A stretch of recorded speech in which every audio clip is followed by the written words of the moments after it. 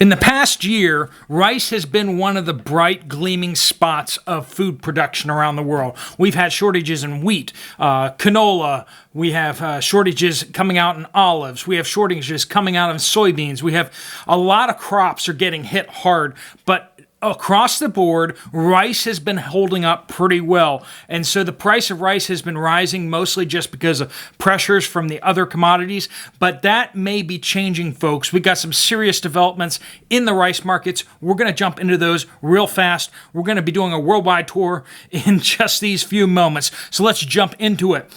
India is by far the largest exporter of rice in the world.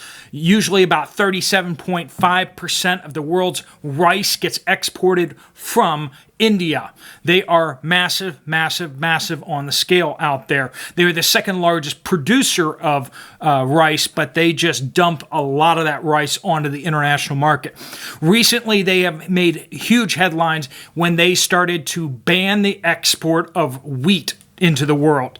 A lot of people started asking the question, if they're banning the export of wheat, are they going to start banning the export of rice? And if they do, that's going to make huge, huge dents in the international market. So a lot of people have been running out there and putting in large orders. As those large orders have been coming in, the Indian government has said that they have no plans to restrict the exports of rice at this time.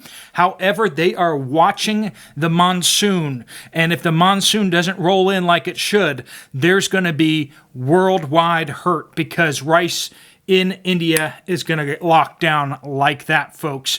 I believe there's two main factors that are going to really play a part in this. One is the Indian government is dealing with some serious food insecurity across their country.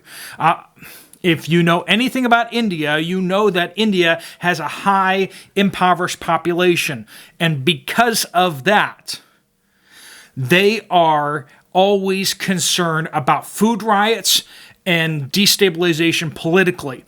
They need to keep the price of food down. They cannot let it get out of control. And there's two things that are developing right now. One, we're going to get into in just a little bit. Vietnam and Thailand are starting to do some shady stuff, trying to manipulate the price of rice higher. And that is going to scare the bejeebers out of India, okay? They need to keep the price of food down, or else people take to the streets and start rioting and burning down local government offices and such like that. And India just doesn't have the security personnel to keep the population in line. If they want to go out and they want to go execute certain local officials, they can do so because, and they do that kind of thing in India, okay? So local government officials are going to put tremendous pressure on their national assemblies to make sure that they don't get ending up hanging from a tree or something like that. Okay, so that's one. Price needs to stay down. The second thing is these massive orders that are flowing in right now. People are afraid, and so they're getting their orders in now. And you can just imagine the bean counters over in India, in the accounting office going, hey, we're getting these massive orders at unprecedented rates. We can't sustain this for very long. We're going to run out of rice, like even if it's a decent harvest. So they're going to start putting pressure on the government saying, you know, you need to either hike the prices significantly or you need to slow down these orders somehow. So if they start putting export limits, that's going to start snowballing very quickly into export bans. So, folks, we're all going to be watching the monsoon. If the monsoon doesn't roll in and dump a lot of water on India, that's going to prove to be very, very devastating to the world at large. All right, so let's move over to the Dragon Country, which I'm not allowed to say the name of that. They are the largest producer of rice. Now, of course, they don't export any rice at all. They import rice, massive amounts of rice. But they're the largest producer, and they consume it all internally, right? Mostly they are producing rice in Jiangsu province, Anhui province, Hubei province, and Sichuan province. All these provinces which are currently under lockdown orders. Folks, the last month to 2 months have been planting season for rice. The question is how much of that rice actually got planted? Has the fertilizer moved to where it needs to have been? Did all the rice seeds get to where they needed to go? Did the rice plantings get in? Is the water moving properly? Because a lot of things haven't been working properly over in Dragon Country in the last 2 months. Question is, did the rice get in the ground? And then we have the next question of whether it's going to get enough water. We'll see about that. But regardless of that, Dragon Country is going to be importing massive amounts of rice because, one, they need to support their population and they just can't grow enough. And two, they're stocking up still, folks. They're stocking up, and that means they're still purchasing massive amounts of rice in order to stockpile it for, contingencies of when they might invade. When something were to happen. They're stockpiling oil, they're stockpiling metals, they're stockpiling raw materials, coal, they're stockpiling rice, they're stockpiling wheat, they're stockpiling corn, they're stockpiling... It's almost like they're planning on doing something. Doesn't it? Seems like that, What do they know that we don't know? Let's move on to Vietnam and Thailand. Vietnam and Thailand, they export combined 21% of the world's rice exports. And they have decided that they are going to form a new rice OPEC. They are going to try to force the prices upward. The premier of Thailand met with the agricultural undersecretary something of Vietnam, and they have basically tentatively agreed to start coordinating to pressure the price of rice higher. Like I said, that's going to put some serious pressure on India. Right? That's going to put pressure on India. And it's also going to put a lot of pressure on Dragon Country, which is trying to purchase this stuff. Them having to pay more for it is not going to be something they're going to like to do. That will put more pressure internally on them.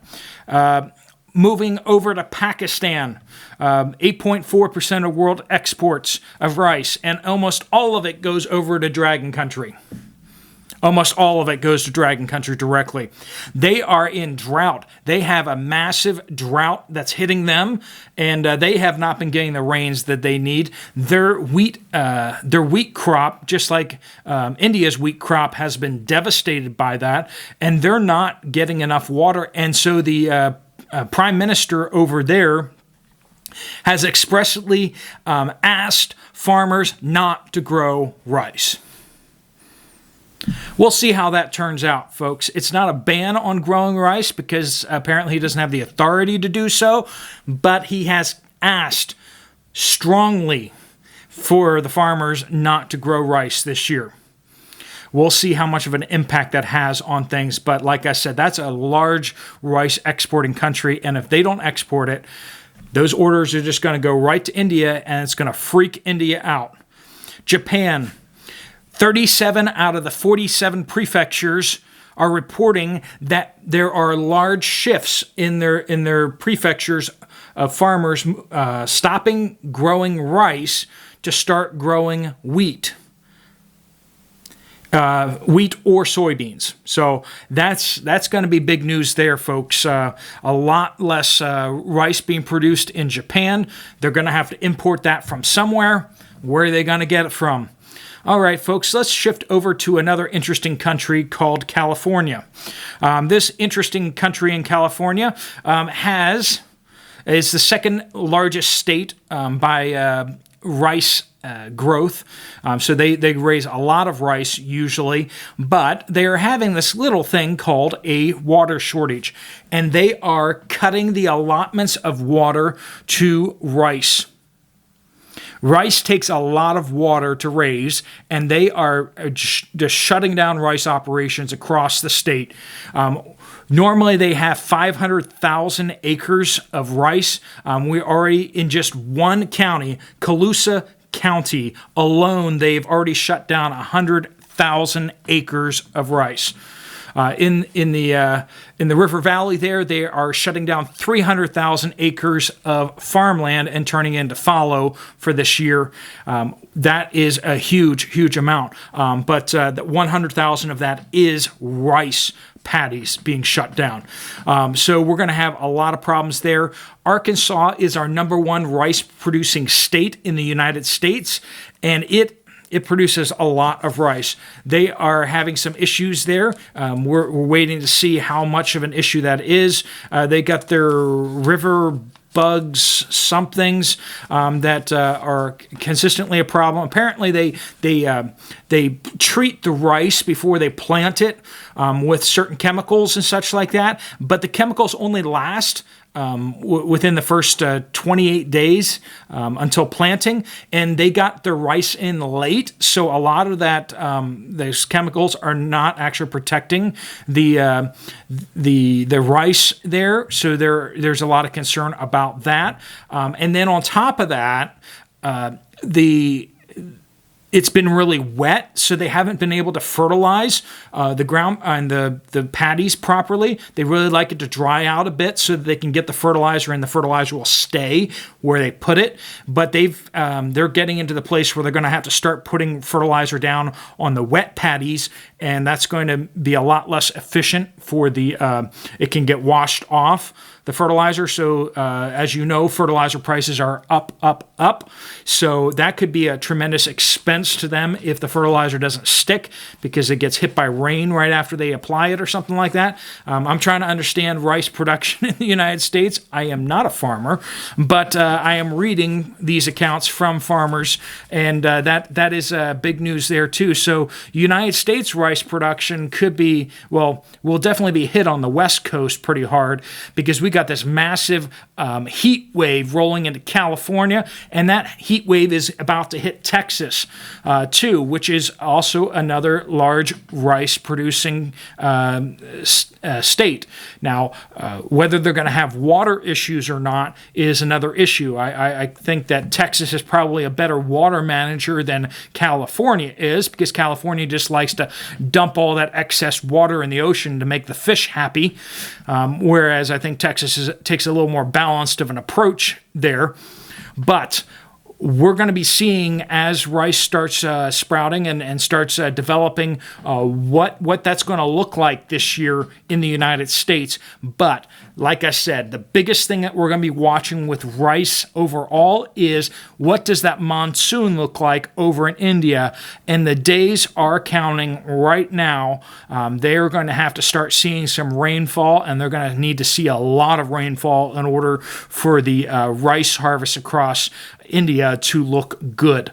All right, folks, people over in India are praying for rain, and I think the United States and the rest of the world should probably join them in, because rice staying strong is going to really offset a lot of the damage from the bad wheat harvests that we're seeing around the world. And rice is one of the go-to staples for people in a lot of impoverished areas, especially over in Asia. We definitely do not want to see the price of rice go up sky high, because that will prove to be very devastating for a lot of places. When countries get destabilized, they have several options. They can try to crack down the population, or they need to create a foreign enemy. If they can unify their people against somebody else out there, that oftentimes is the preferred route of creating unity and distracting the population from the crisis that they are experiencing on the home front, by making it seem like a sacrifice that is necessary in order to defeat those bad guys over there. Folks, you will see more and more countries, as they face destabilization, looking for an outside enemy to point the finger at. We're going to see that over in Africa quite a bit. Some of these simmering conflicts are about about to explode. Ethiopia against Egypt. We got stuff going on in Yemen. We got stuff going on in the central parts of Africa, between the Democratic People's Republic of Congo and the surrounding countries. That's been simmering for quite a while. We have the South Sudan, North Sudan, and Darfur areas that are always brewing for a conflict. We got Kenya getting really upset with Somalia, like has been happening for quite a while. We got other issues from state to state. We got just across the world, we got a lot of simmering conflicts that could go hot relatively quickly if food prices continue to go up. My money is on Egypt doing something crazy against Ethiopia in the near future. My money is also on the fact that India is going to panic and do something crazy about shutting down exports of rice, or they're going to start limiting exports on rice. Hence my thumbnail. I think that is something that is very real and very realistic, that it could happen in the very near future. Folks, things are getting real. Please make sure you're stocking up. Right now, rice is still very affordable, so if you're going to put something away, remember rice and beans are probably the best way to go. Beans have gone up a little bit in price recently, but rice is still hanging low. That's something to stock up on, as long as you don't think they look like maggots. I'm not going to say who said that, family members and such, but my family members know who I'm talking about. Anyway, God bless you all. Hopefully you guys can stay safe out there. If you like this video, here's another video on food shortages. You might want to check that out. I'll see you over there. Otherwise, I'll see you later. Steve Poplar, out.